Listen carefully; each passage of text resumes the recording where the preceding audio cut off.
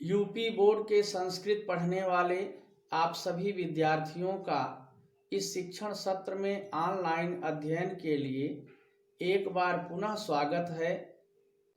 प्रिय छात्रों, हम लोग संस्कृत व्याकरण के अंतर्गत एक महत्वपूर्ण प्रकरण संधि पढ़ रहे हैं, जिसमें पिछले भाग में हम लोगों ने व्यंजन संधि के चतुर्थ भेद चर्त संधि का अध्ययन किया। अब आइए आज संधि भाग 14 में हम लोग पढ़ते हैं व्यंजन संधि का 5वां भेद अनुस्वार संधि। अनुस्वार संधि व्यंजन संधि का ही एक भेद है। अनुस्वार संधि का संस्कृत में सूत्र है मोनुस्वारः, जिसका अर्थ है म को अनुस्वार हो जाता है व्यंजन वर्ण के परे रहने पर।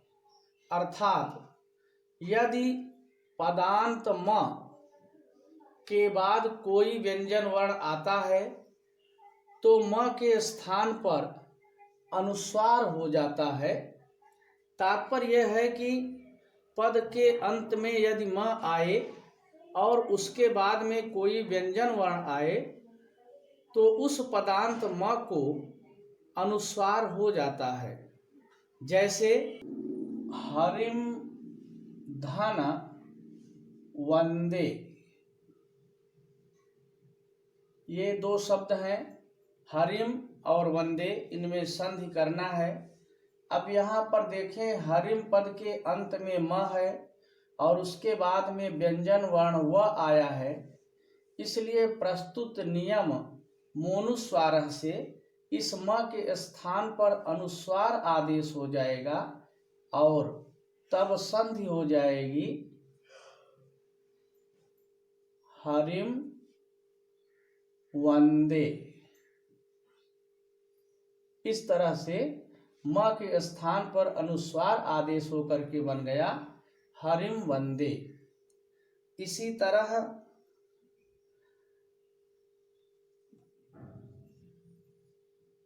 धनम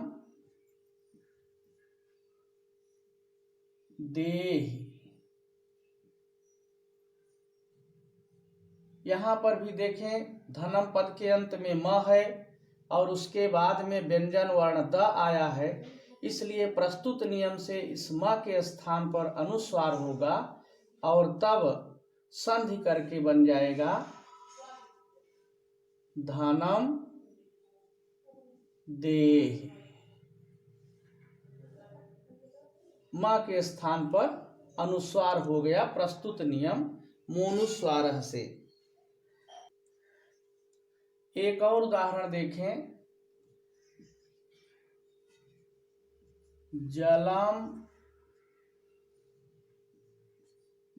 पिबति,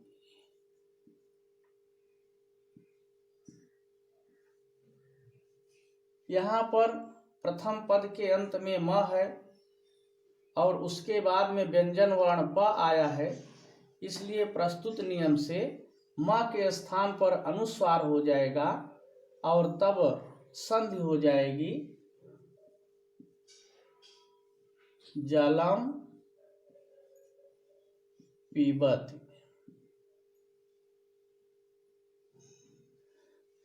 इसी तरह गुरुम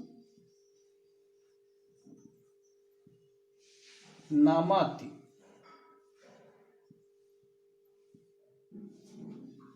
यहाँ पर प्रथम पद गुरुम में अंत में म है और उसके बाद में व्यंजन वर्ण न आया है, इसलिए प्रस्तुत नियम से इस म के स्थान पर अनुस्वार होगा और तब संधि करके हो जाएगा गुरुम नमति। एक और उदाहरण ले लेते हैं,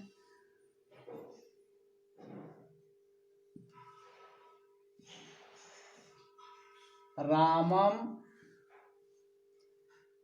धन वंदे, इन दोनों पदों में संधि करना है।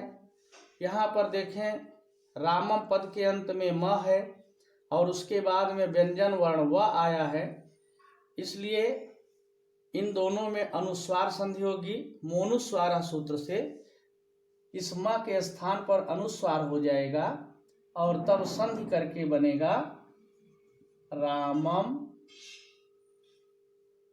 वंदे। तो इस प्रकार हम लोगों ने देखा कि मोनुस्वार सूत्र से अनुस्वार संधि होती है, अर्थात पदांत म के बाद व्यंजन वर्ण आने पर म के स्थान पर अनुस्वार हो जाता है।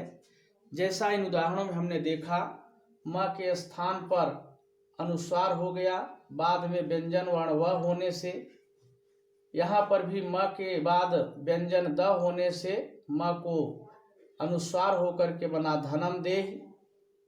जलम पिबती में म के बाद व्यंजन प होने से म के स्थान पर अनुस्वार होकर के बन गया जलम पिबती। गुरुम नमत में म के बाद व्यंजन वर्ण न होने से म के स्थान पर अनुस्वार होकर के बना गुरुम नमति। रामम बंदे में रामम के म के बाद व्यंजन व होने से प्रस्तुत नियम से म के स्थान पर अनुस्वार हो गया और संधि हो गई रामम वंदे।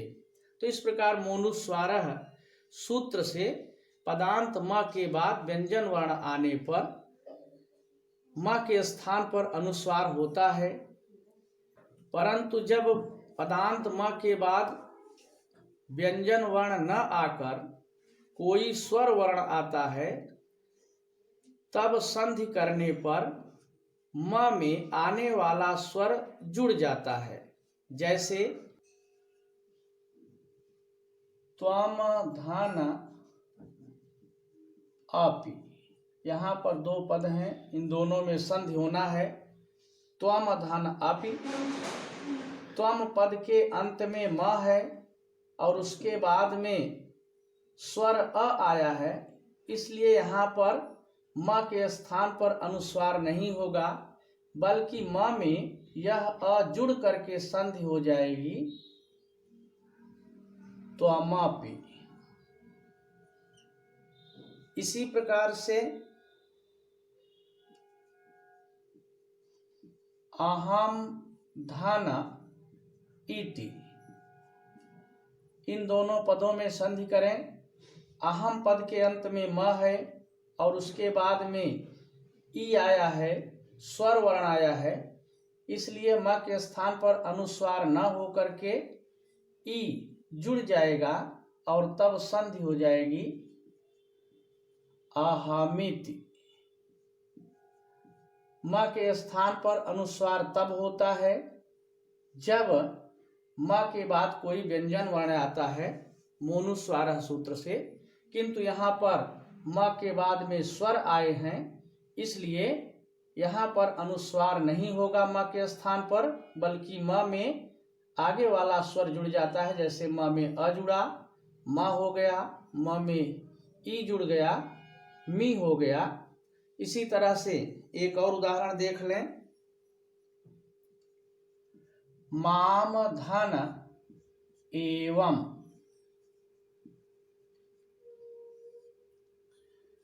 माम के अंत में म है, उसके बाद में ए स्वर आया है, इसलिए संधि करने पर म में ए जुड़ जाएगा और तब संधि हो जाएगी मामेवम।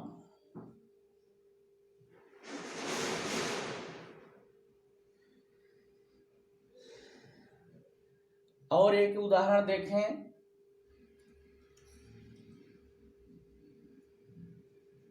बालकम धन अपि,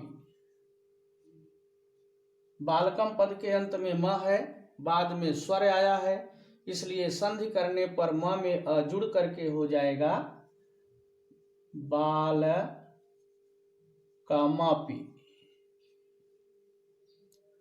इस तरह आज हम लोगों ने अनुस्वार संधि का नियम उदाहरण सहित विस्तार से पढ़ा और समझा। यदि वीडियो आपको अच्छा लगा हो तो इसे लाइक और शेयर अवश्य करें।